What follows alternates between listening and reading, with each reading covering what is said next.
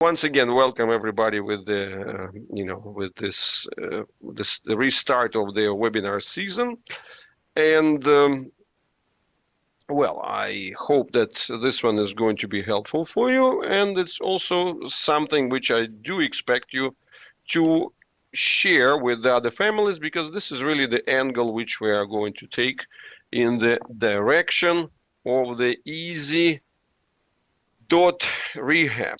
Okay, and slideshow, I guess, from the beginning. Okay, ta-da, here we go. Okay, so the title is easy.rehab, and actually, .rehab is a real extension, right? So, and the word easy is something that we really want to bring to your attention as much as possible.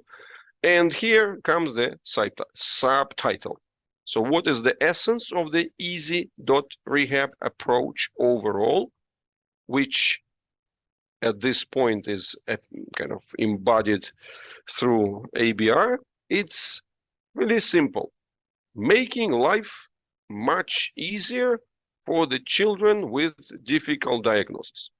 Actually, to tell you the truth, I'm quite proud of this way of formulating it, right? Because, it's always this heavy kind of way of getting it. And so, oh, dear parents with children affected by the cerebral palsy, or, how do you get those names right? Or dear parents of the children affected by the genetic developmental disabilities or something like this, right? So you see, those things, they're very medical, but at the same time, they're kind of heavy to say. Whilst in reality, what are those? Those, specifics: cerebral palsy, genetic developmental conditions, autism, traumatic brain injury, and so on. So lots of those things, they actually, the true nature of those is just being the difficult diagnosis. So the diagnoses that make a child's development and a child's life difficult right from the start, where the whole process, instead of kind of going into this evolutionary based match of like cascade of things fitting one into another, when one system helps another, and then that system in return, helps it back. So like the respiratory system helps the development of the rib cage. The rib cage development contributes to the development of the spine, and and the development of the spine then takes the load off the chest itself and contributes to the development of the respiratory capacity for the bigger organism later. So that's a kind of nice rolling cascade of how things develop for the healthy child. So, and the commonality behind all of those diagnoses is actually quite simple. These are about the developmental difficulties. So where maintaining the basic deep life comes in conflict with a lot of other things, and then kind of effectively it just becomes difficult.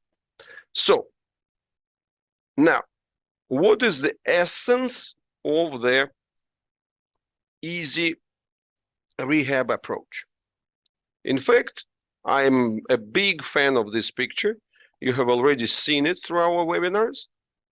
And I told you before that you're going to see it often, because this is so informative, not just elegant and beautiful, but it's really meaningful, right? So you see where what we are seeing on the right, that's agriculture, tiny roots, supported by all sorts of their fertilizers and all sorts of additional kind of super protective ways of doing things, and oriented towards delivering a single crop, and the nature, which is the one like have the deepest roots, and those roots are completely intermingled with each other, which makes it super robust, super anti-fragile, super capable of bringing up different responses to the environmental challenges and so on, and making things easy. So that's really the thing to understand, that what you observe at the outer part is actually not so important. So what is important is to have the good roots, because without the good roots, trying to shoot the crops is a recipe for the long-term disaster. And here I want to really make it very, very clear. So the word easy, right? So you see, it's very much kind of when I start talking about, okay, so how we get the life easy, right? So you see, like a lot of parents, especially for the children who are more, affected by more severe conditions, they kind of take it personal. Like, I mean, how could you even possibly talk about easy? It is difficult. It is kind of like, look into my life, right? And so, but that's really the key. So what we have to understand, why we need to focus on the easy factor, easyfication factor, if you wish, because for the child with difficult diagnosis, positions and movements are already difficult, right? So you see, this is important to understand, and this is really a critical step. So now, when you look at it, you say, well, I mean, that's difficult, but it's kind of secondary to me. What's important, what I kind of find important, I want my child to do more. I'm not happy that my child is only lying down. I want her to be able to sit. I want her to be able to move. I want her to be able to draw. I want her to be able to, like control the computer with her eye gaze and so on, right? And I want her to deliver more of the new things. So, and an interesting point that kind of escapes our attention when we wish for more and new is the fact that anything that is more and anything that is new, it's extra difficult. And the thing is that what the child is already doing now, it's already difficult.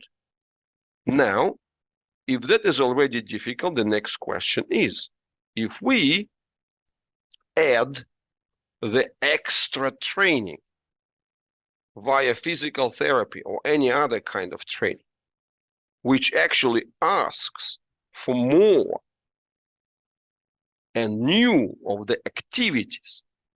So the only thing we can know about it for sure, right? And I even put the equation sign here. It's a guaranteed extra difficulty. No less than that. This is the only thing you could be sure. And this brings us to that first law of training, that in order to get a long-term improvement, the first guaranteed extra difficulty has to be followed by non-guaranteed, right? By question mark, by very conditional future easyfication. See, stay with me for a second with this. This is really, really, really, really big point. Because you see, what we take for granted from our own lives and from the lives of children with, healthy children, we take for granted this kind of two-step thing, that in order to achieve something, in order to progress, right? So you see, and in that sense, we are equating the progress with the achievement. We first need to experience the extra difficulty. So we add the difficulty, and then difficult, right? But then we somehow expect that this difficulty is going to convert into the new easiness after. So you see that this equation has two parts. Adding the difficulty, that's the easy part. I mean, like, pardon my language here, right? So you see, that's the simple part, adding the difficulty. But in fact, the entire success of this training endeavor depends on what? depends on having such a big reservoir of easiness, so that that extra difficulty that you have created is going to get absorbed and spread and then find its way into those roots which I have just drawn before, and then by the means of sort of distributing and sort of sinking into this huge reservoir of easiness, then you're going to get the benefits from this extra difficulty that you brought in first. That's a key point, because if you don't have this extra big reservoir of easiness, then adding extra difficulty is actually a very, it's a very dumb thing to do. You know, the child already has life on the edge of difficulty. Now, this child doesn't have the reservoir of the easiness, doesn't have the good mechanisms of the easyfication. And what are you offering, right? So you see, when things are missing at this part, you're trying then to artificially boost those crops without asking yourself a question, what kind of roots are there? Or maybe by putting these crops out there, by bringing the extra difficulty, well, maybe I'm actually doing nothing more but just weakening the roots. And I'm not feeding it into the easyfication reservoir. So you see, that's the point, is that not taking this part of the massive, huge easyfication reservoir or easiness reservoir, which all of us have, not taking it for granted. So that is really the first critical move, which kind of everything else starts from. And then, we have to ask ourselves the question. We have to see two sides of the equation. On the one hand, you're adding difficulty, but in order to complete the loop and come back to the new capacity for training and the new improvement, you need to have that inner easyfication, that or inner easiness reservoir to absorb it. And where would it come from? See, if, for healthy children, these things are kind of given for granted. Those are the ones which are formed during the in utero developments and being preserved more or less through their, the relatively smooth process of birth. But the child with difficulties, with the difficult diagnosis, had trouble. The catastrophe of birth was challenging. So now, the next thing which we want to highlight is that not only when you are engaging into this new and more extra difficulties, you bring the guaranteed extra difficulty, you expose your child to the guaranteed extra difficulty, but there is another important thing which nobody pays attention. Being too focused on the movements and action and activities, we somehow find it acceptable to use the tonic cheats, using emotional, intellectual, and all kind of extra effort as the tonic cheats. And if you look at, any physical therapy session at any part of the world, where and how does it start from? The child is being placed on whatever position, right? So you see on the ball or on the chair, on, the standing frame, whatever. And then a lot of this conversation started. Wow, you're a champion. Come on, you can do more. Do this, do this. Well, mama is happy, papa is happy, everybody is happy. Clap, clap, clap. Wow, so great. Come on, lift your head. Some more, some more, some more. Hold it on and so on. So all this kind of show, I'm yet to challenge you to show me a physical therapy practice or training where everybody is silent, where just like nothing is happening. There is no extra chit chat, no extra, bribing of the child, which is going on there. Like, okay, here is your favorite cookie. Here is, come here, mama is going to give you a hug. All these things. Well, but what does it lead to? That creates, unfortunately, what has to be seen as tonically contaminated, unsustainable, dirty movements, right? And I intentionally use this word. So that's a dirty movement that when you see your child doing this kind of extra excitement, extra muscle tone performances, that you wouldn't be kind of, oh, wow, so great. Let's say he's such a hero. No, I want you to see, gee, guys, this is a dirty movement. It's not a clean, tonically minimalistic movement of the healthy child on which you can build. That's a dirty movement that is going to disappear, because basically what is happening there, not only it's an extra guaranteed extra difficulty, it's a guaranteed extra contamination. So whilst your child fundamentally faces the first problem is tonic, hypertone, hypotone, dystonia, and so on. So, but somehow it's considered acceptable to actually like squeeze more out of this really fragile reserve. We're already seeing that the child is struggling with the tone, but for whatever reason, we're considering it acceptable to abuse this tone, right? So it's that tonic abuse which is happening there in order to get something which is seen as a functional result, which is new and more. Once you realize that you're not just guaranteeing extra difficulty, but you're throwing on top the tonic super difficulty, is there a surprise that those things don't hold?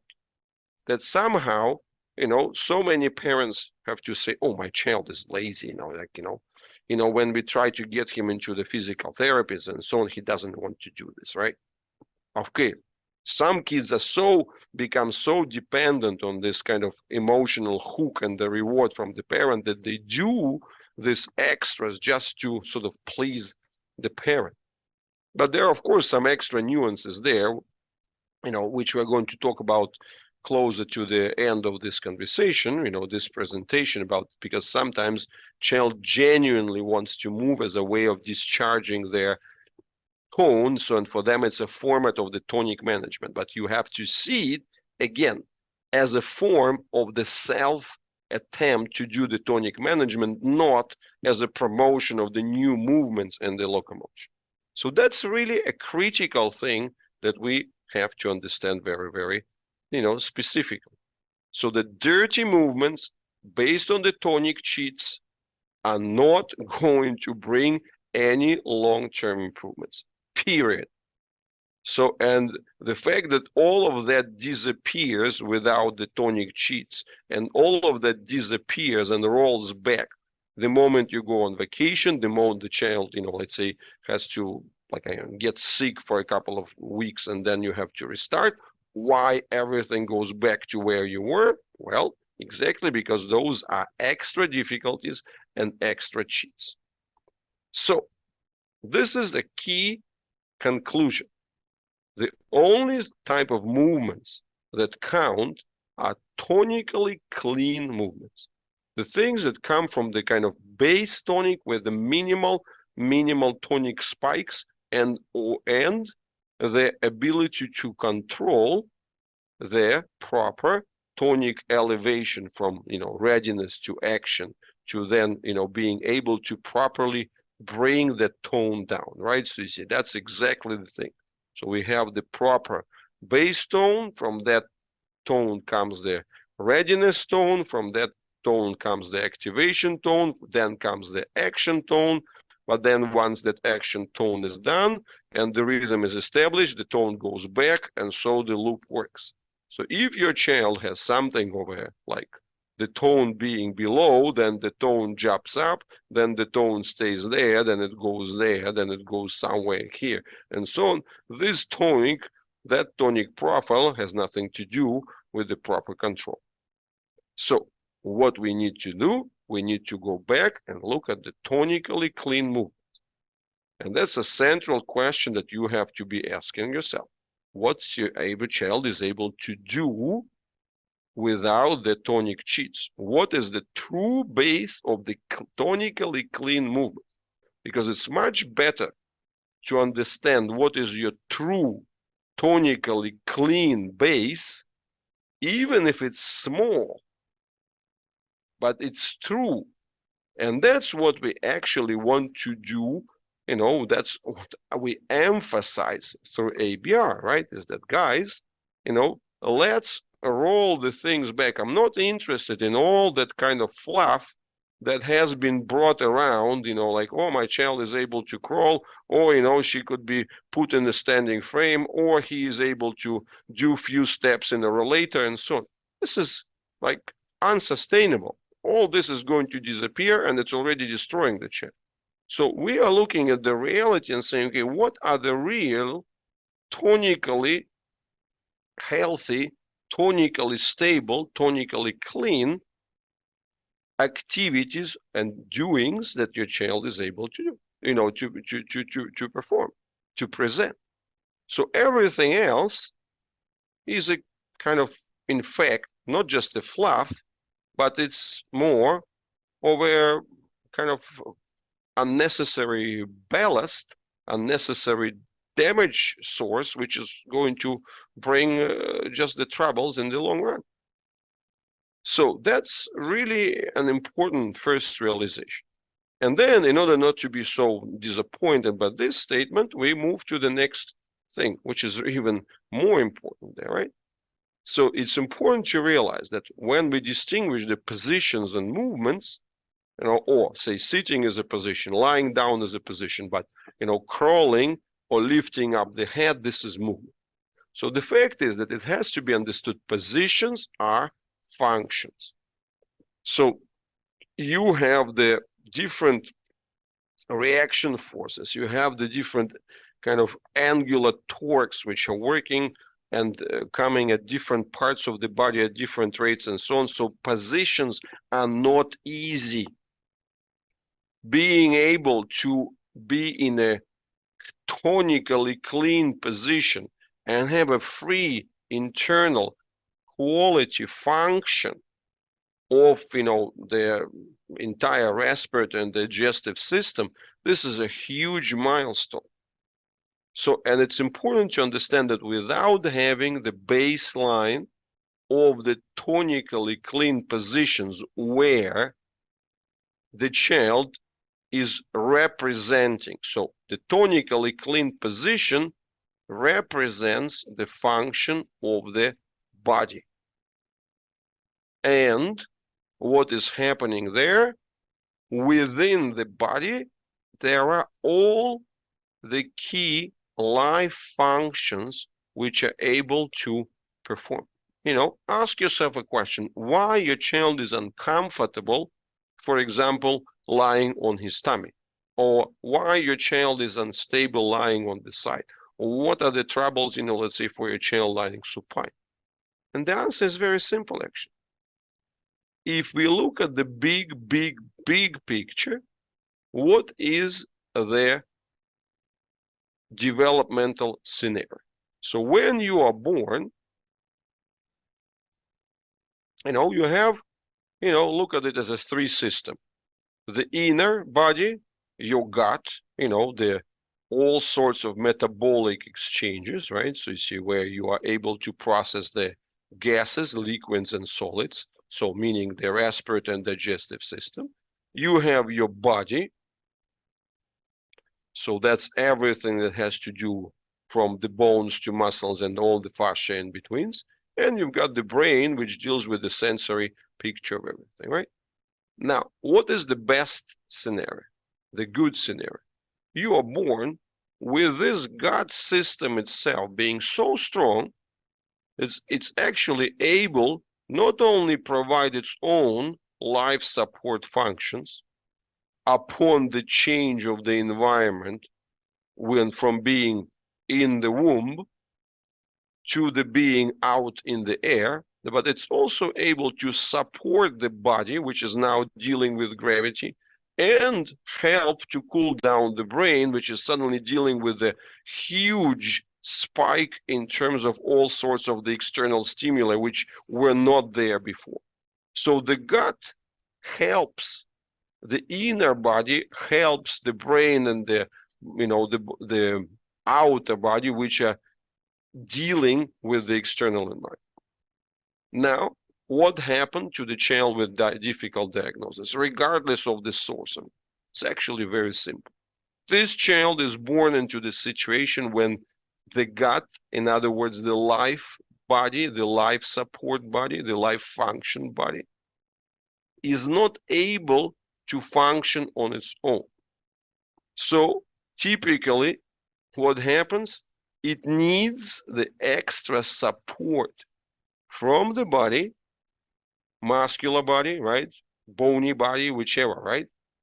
And it needs support from the brain. So now, those, instead of being free and being supported, now they have to keep helping the internal life. And of course, that makes the external functions very difficult. So in that sense, tonically clean positions as the simplest functions that you can possibly have, they're so important, because bringing tonically clean position means that we reach the level of self-sustainable internal life, which might not be yet the internal gut quality, might not be yet enough to support and be that helper, be that leader for the body and the brain, but at least it doesn't need the continuous recruitment of their help. So that is really the big point. And that's why it's really important to understand that lying down, supine, sideways, prone are functions.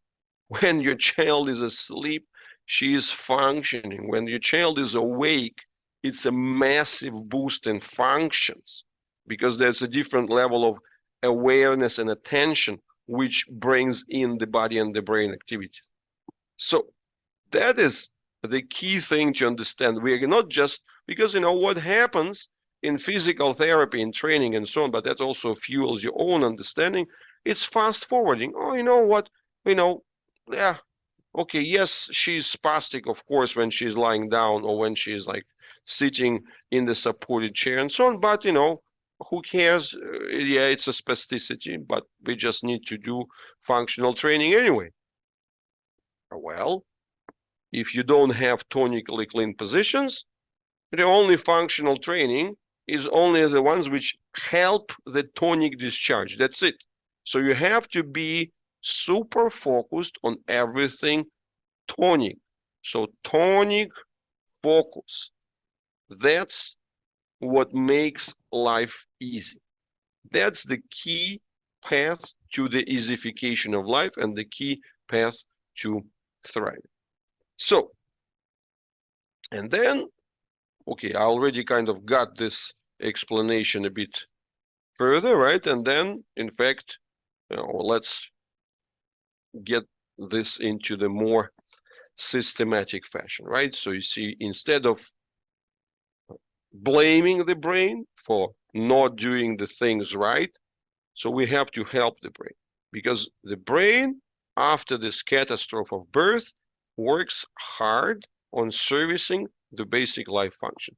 So using the muscular body to help the inner gut.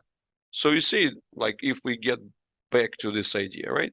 So what I was explaining, internal functions, they have to be so well organized that they are actually freeing up all the external muscles and so on from the need to help. On the opposite, They are the ones which are able to help and organize the external body. But if you look at your child, what happens in those scenarios? You're going to see all sorts of the additional compensations when the arms are helping the respiration, when the superficial muscles of the neck helping the respiration, when the superficial muscles of the abdomen helping the respiration, right? So you see, when you need the superficial muscles of the abdomen to contribute to the bowel movements and so on, the body is recruited to help the gut. Now, ask yourself, and when I'm saying the gut means metabolism, means the ability to keep living, in that micro scale of the, microseconds and micrometers of all these processes of the internal exchanges which are happening there. So, and that's a very, very basic thing. If we don't have the body free from helping the gut, well, we are in trouble, right? So you see, if the brain needs the arms to help the respiration, and then comes a physical therapist and say, oh, no, let alone occupational therapist, and says, oh, I want to use these hands for putting, I don't know, like triangles into the shapes, like get a little or whatever, get a cube and then put that into the square peg, or I want the child to hold a pencil or something like this. Well, and then if you see that the child is unable to do it, you say, oh, the brain is kind of completely messed up, we have to train. Well, but if the brain is busy with using the same arms as a way to help and contribute the respiration, of course, your occupational therapy tasks are completely, disproportionately out of context, and they're not only useless, the brain is just struggling like, gee, who is that idiot? I'm trying to survive here, and he wants to to get all these bells and whistles. So this is the thing to understand, right? And I was looking for a picture, to tell you the truth, which was going to reflect this idea of the different scales. It's surprisingly not easy to find, but the idea is this. You see, when it comes to the internal life, right? Internal life, works at those millimeters per millisecond. So in other words, the grid behind it is very, very, it consists of very, very small units. The actions that we do, so that's the level where the gut kind of lives, right? So the actions that we do towards the external world for the muscular body, these are the actions which are meters per second. You see here, that's what I was trying to reflect, that for every little for a big bunch of small squares here at the internal level, there is only one large chunk which is kind of present at the outer level. That's sort of the idea that I want to convey, so that the scales at which the muscular outer body is working of the external function and the true life functions which are happening inside, so that's a huge difference between them. So it's it's a factor of an extra million, if you wish, so which is defining the difference between them. So that's why the body is so much more preoccupied with what's happening inside, and that's our job. Once we realize this key challenge, that why your child is not doing well with his body, the one that you are able to see, well, it's a simple thing, because his body or her body is helping the rest, the inner body, the gut, the metabolic body, it's helping that body to survive, to keep producing this the flow of life, the exchanges and so on. So what is the logic there? Not to blame this body and say, okay, just forget about it, right?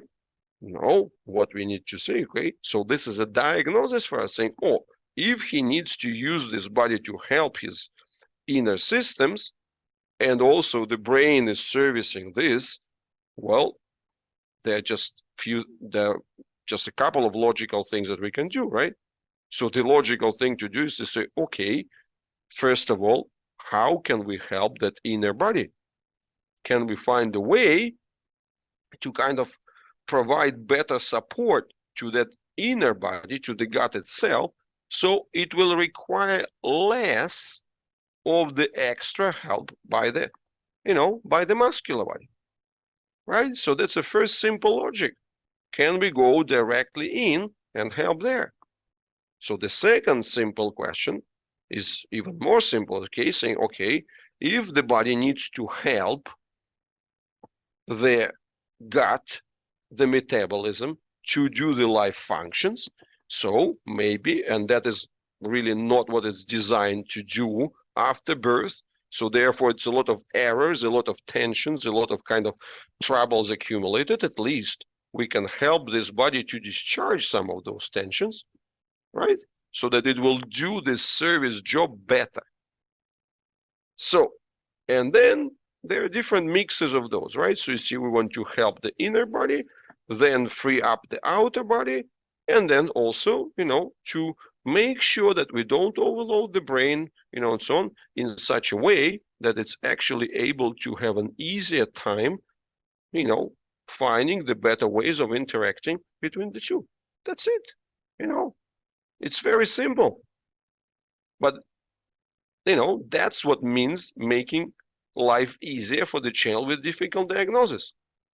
Instead of beating the body, beating the brain, and trying to kind of force them into this, whilst basically they're just telling you, hey guys, we're in a desperate mode.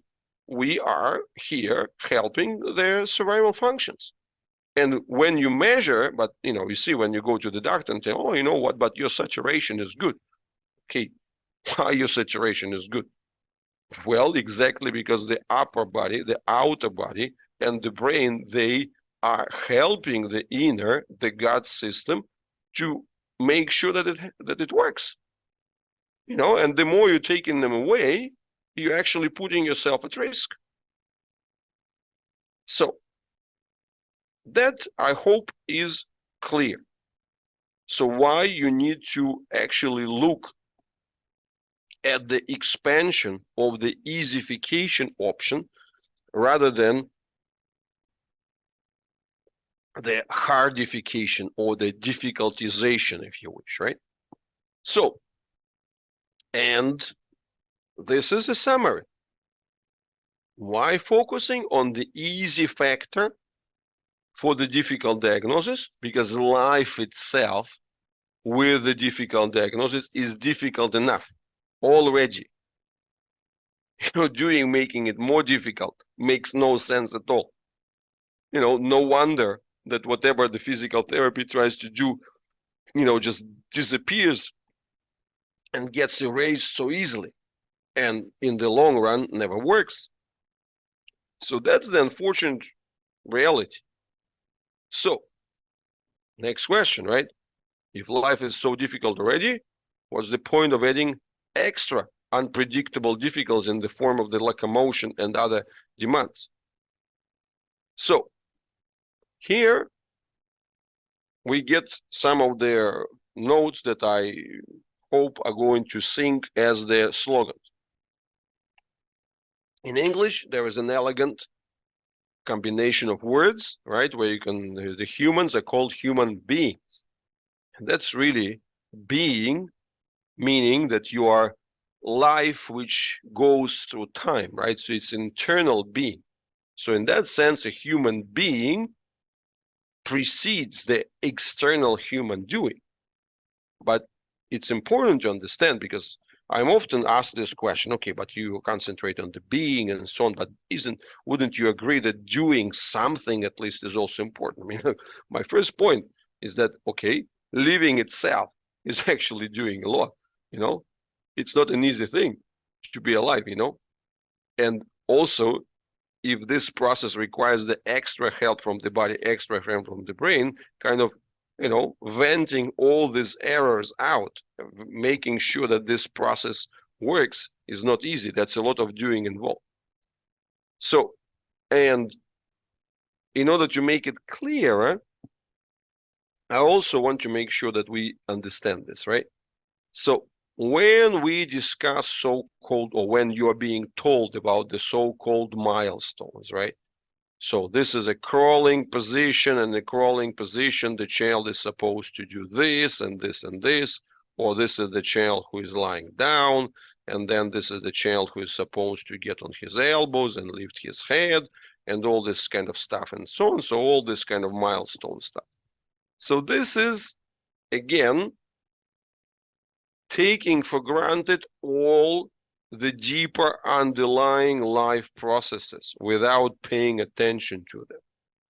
So this is the key to understand, that everything that kind of we humans do, everything that the child is doing, starts with servicing the internal life, right? So you see, that's an important thing to understand, that muscles and the entire musculoskeletal system in first place is servicing what's happening internally. They are helping on the one hand, and on the other hand, they are also facilitating the discharge, right? So you see, because you see, when you look at your child doing some strange movements, so I don't know, arching, kicking with the legs, doing whatever, right?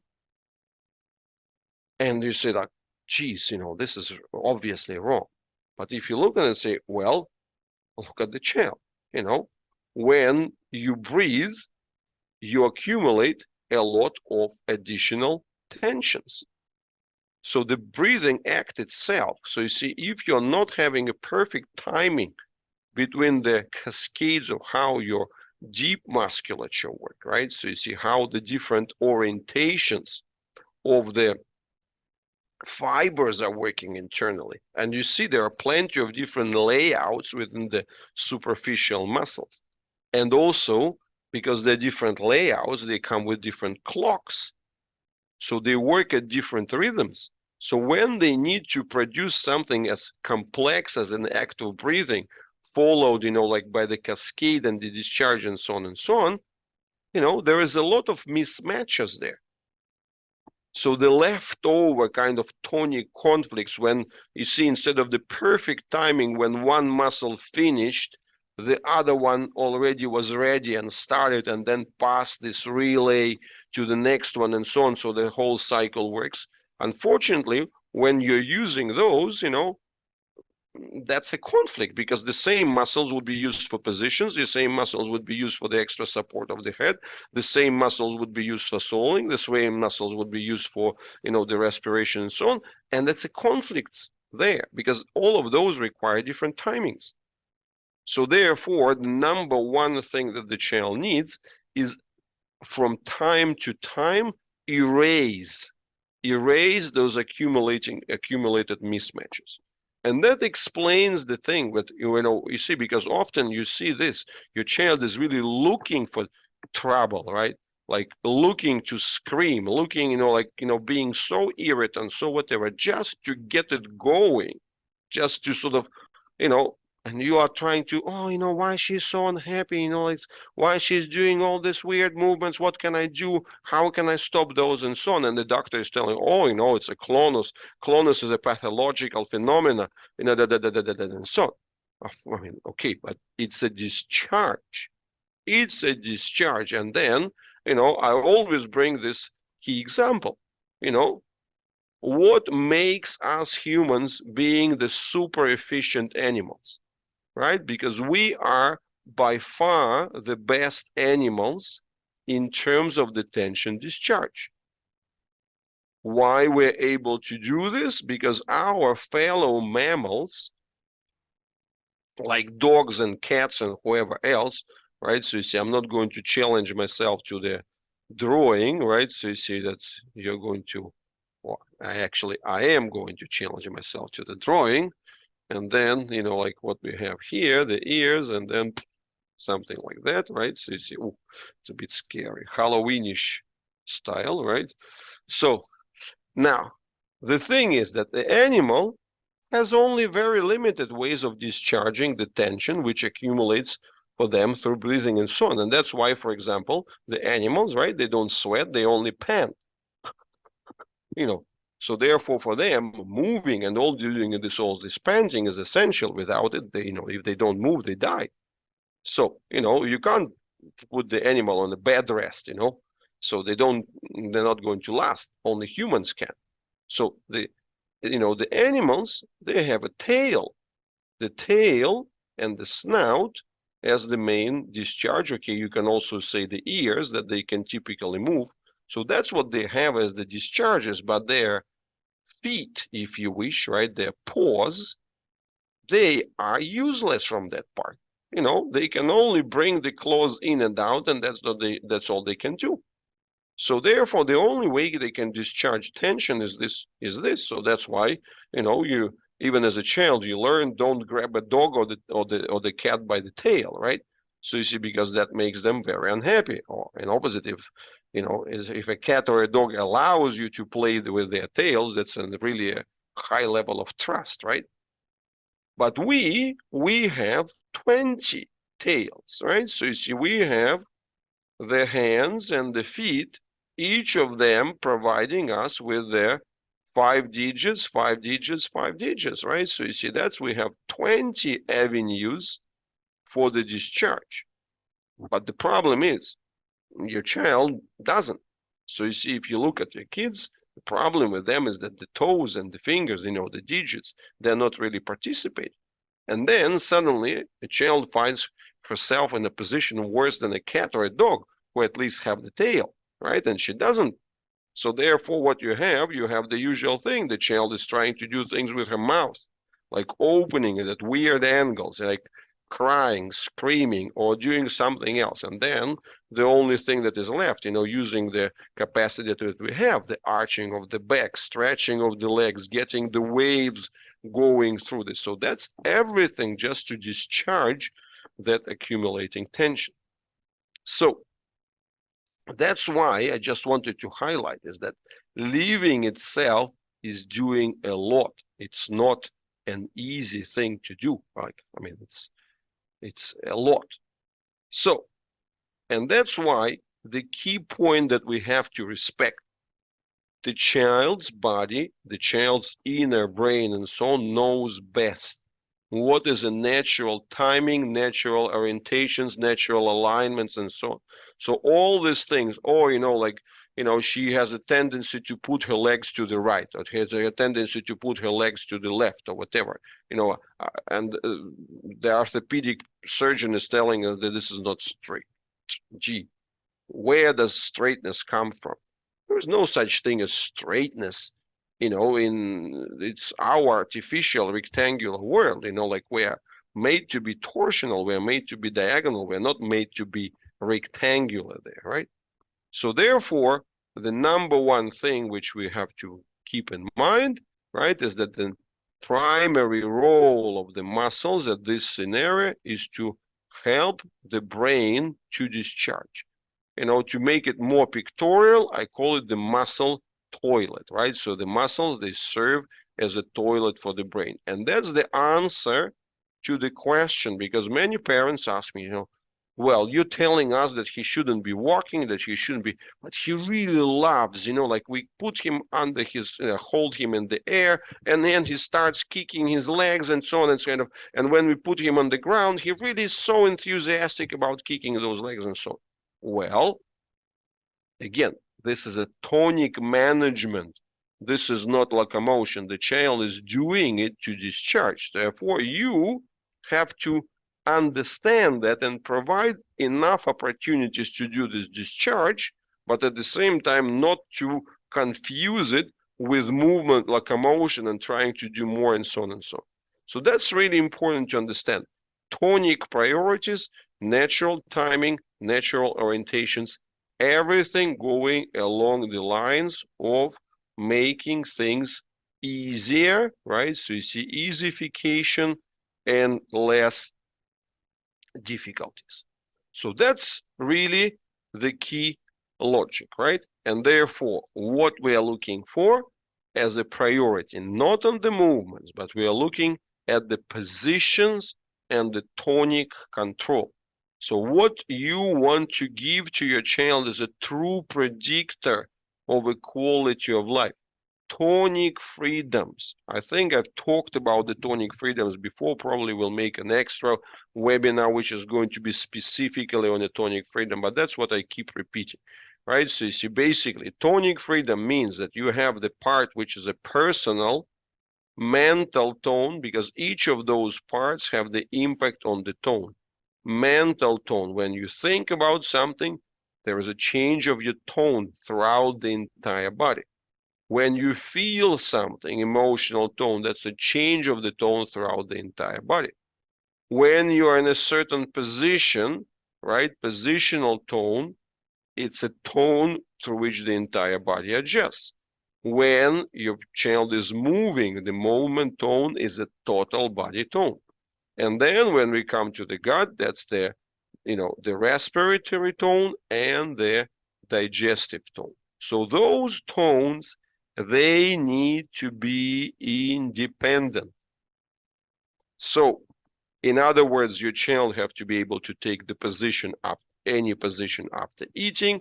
Your child should not be kind of losing the ability to sit because of crying or laughing, right? Your child should not be sort of stiffening throughout the entire body when she's trying to track something with her eyes, or when she's trying to, respond to a picture that you're showing or a book that you are reading.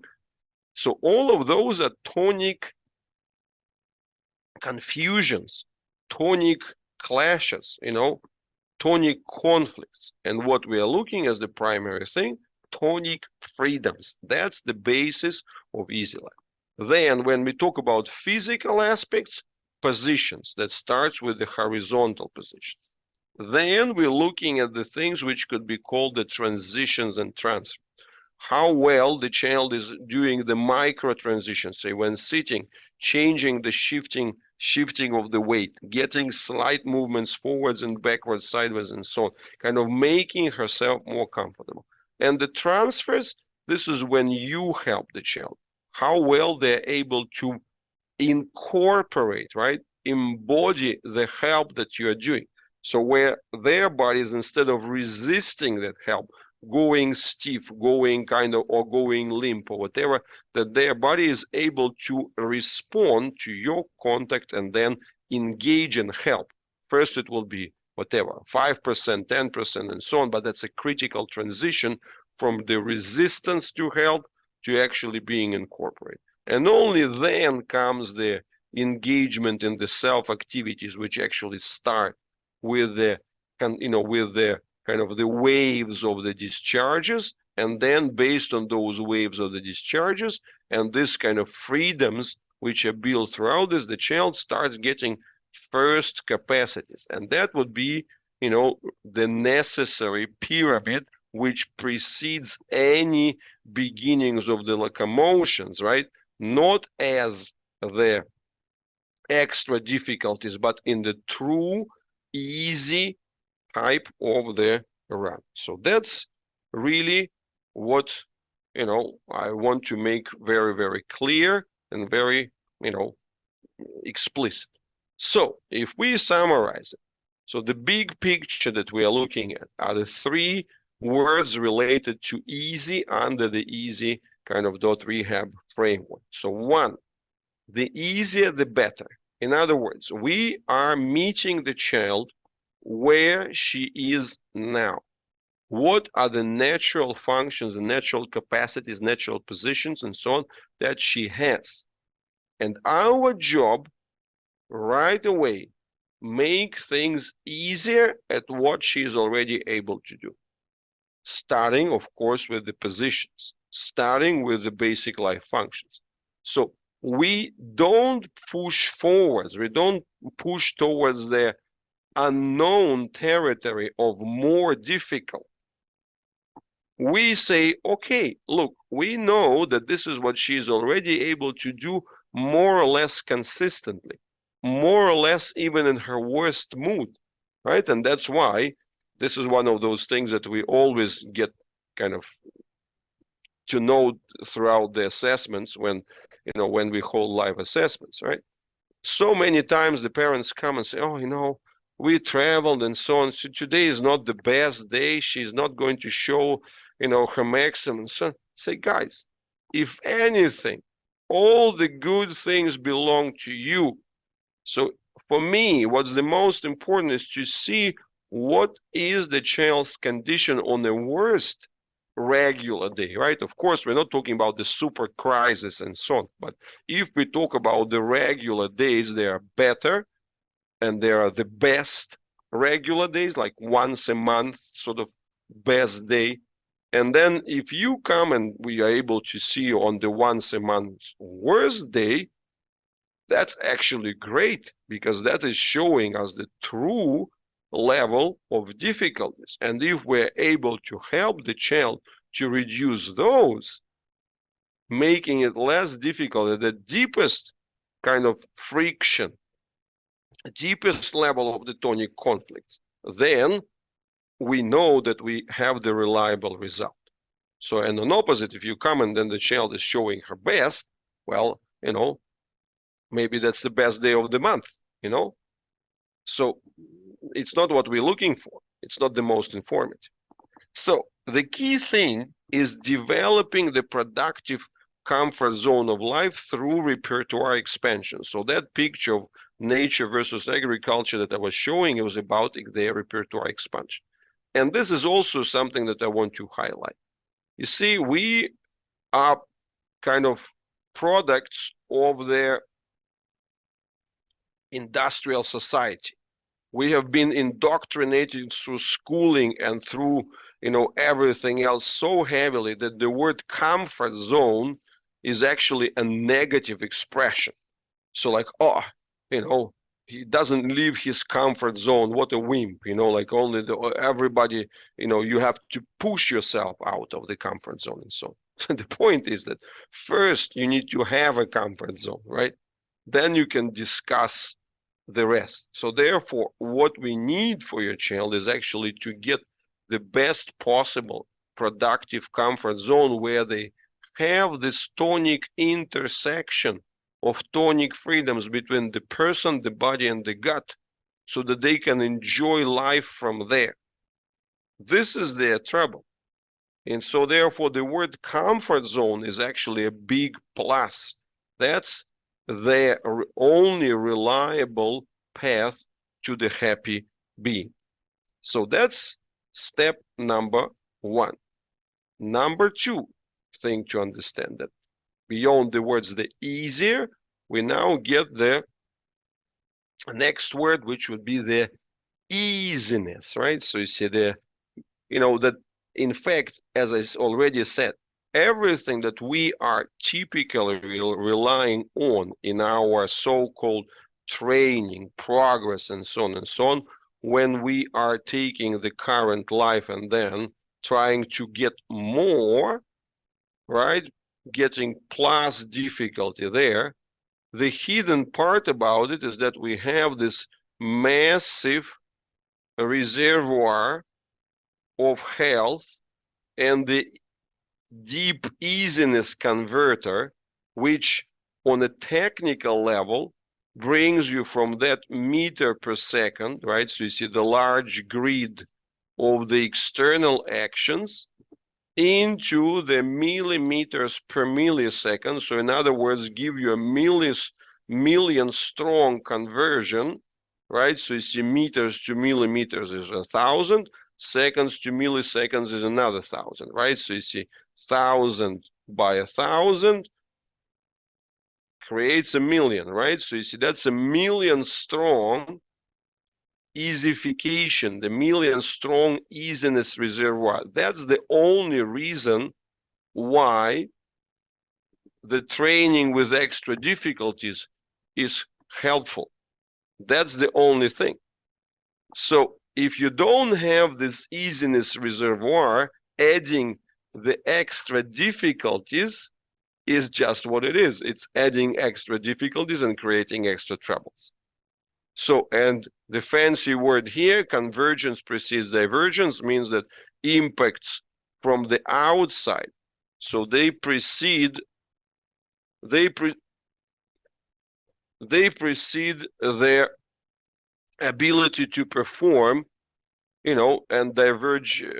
So the conversions from the outside to the inside precedes the ability to expand and do something on your own. In other words, the environment as it acts upon you, this is the first that you have thing you have to be able to get. You have to get your autonomy throughout the environment first, and then you will be able to get the next step of acting it. If you don't have this autonomy, well, you can't really act. That's not going to work.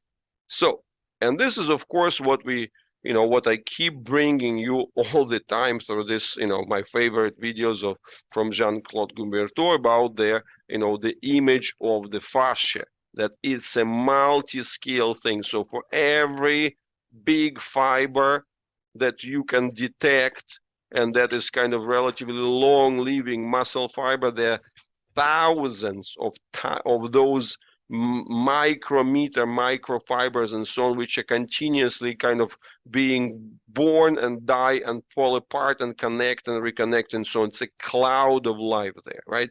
That's what makes this conversion, into this million-strong conversion possible.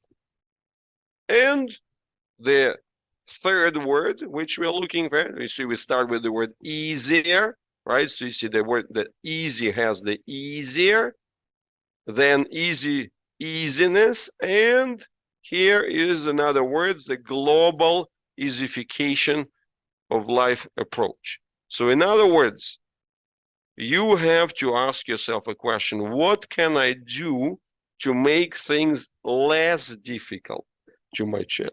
Not to challenge them, but can I create the atmosphere which is going to be less pressurizing, the ones where they have the ability to express themselves and kind of get this way. So, and that goes through everything, through overall atmosphere, through overall assistance, through overall communication. And in first place, right, what does it mean?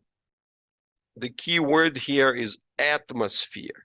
And the key word here is, what is the number one difficulty, paradoxically speaking? Yourself, right? So every time the child doesn't need you, don't interfere, right? So you see, your job number one, 90% of your success is the creation of the atmosphere. When you are around, the child is feeling safe. But then, don't worry about the child being bored or being whatever, right? So you make sure that everything is safe, and then give them their privacy, the capacity to be themselves, to develop their own perception, their own timing, their own thing. So in other words, if the child is not actively calling you, relax. Don't poke, don't kind of get worried, don't, start probing. Oh, like he doesn't need me anymore. No, very much needed, but you're mostly needed as the atmosphere. Let them start figuring out their own comfort zone, their own internal reservoir of this multi-scale easiness. And that is going to reward you with their, unlocking their true potential. And so that's really the key kind of summary that I wanted to say today. And to get to the next point, we are then sort of launching this test project, right? So which is called the Easy Sitting, right? So which should be the, a key reference for the easy rehab approach. So, and probably, like now we're already an hour 15 in. So I guess we will do the additional conversation about the easy sitting next. We can do it as a next webinar, right? Or as one of the other things there. But this is still a point that I want to highlight, because sitting is critical, right? Sitting is more important than crawling. Sitting is more important than any locomotion, because if your child is capable of easy sitting, that solves 90% of all the participation and communication needs. If the child is capable of easy sitting, make a proper basis for the participation with the fine motor skills. It creates a foundation for more ambitious locomotor, development later. But it has to be truly easy, right? And for the truly easy, I have this simple test, right? So which is actually a bar stool test. So the bar stool test 1 is that if you place your child on a bar stool without any extra support like this kid, are you able to walk away? Suppose you have an urge to run to the toilet, right? And then you just plant your kid there and say, "Oh, sorry, darling, I have to run. I'll be back in a minute." So are you feeling safe? Are you feeling comfortable? Are you feeling sure? So that's a bar stool test 1, right? And then the bar stool test number 2, right, is a more ambitious test. Is that, okay, so this was under the condition that you place the child there. So they need to control the sitting platform. They need to control the counterbalancing. They need to control, like lots of the other parameters which we would be discussing in the easy sitting specifics, but not yet being able to get there, right? So, and this is where we talk about the second level, right? So the level where we are discussing this ability to get into that position. So that's really the bar stool test number 2. But, bar stool test number 1 is the one which is really the key and essential, and that's the one which is able to provide you with 90% of the quality of life and so on. So, and later on, when we will going to go into this easy sitting as a key reference for the easy rehab approach, you're going to see that this is where I've actually decided to use those timeless classic sculptures as the ways to illustrate all these things that we are usually talking about, right? So you see, because here you can see lots of things. This is from 19th century, but you can see this is the grip on the ground, right? So you see, this is the triangle of the sacrum. This is their lumbar iliac divisions. This is the edge of their, the edge of the iliacs. So these are the waistline counterbalancing. So this is the counter actions at the top. This is the wave that goes through the spine, and so on and so on. So all these kind of beautiful things, but again, we have tons of things to cover today through the Q&A. So in order to make it into a relatively respectable hour, so I guess we done quite well today. So with this, I hope that that has been a helpful and informative presentation on the essence of the easy approach to the rehabilitation, which is of the immediately doing things easier, right? So you see, the easier the better. So then deep fascia easiness reservoirs at the multi-skin, overall thinking through the entire life with the child affected by the difficult diagnosis. How can we get this global Easyfication of life?